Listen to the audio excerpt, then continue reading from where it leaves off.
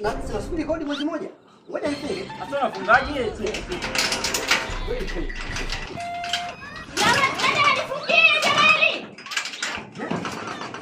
Hebu fisha. Nani amenifungia tena?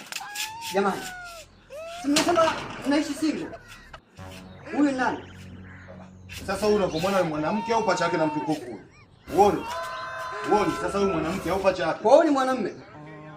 Pacha mtukufu. Oya, tunaitana masiala mjue. Tunaitana masiala mjue. Pacha yangu toka nitembelea hapa.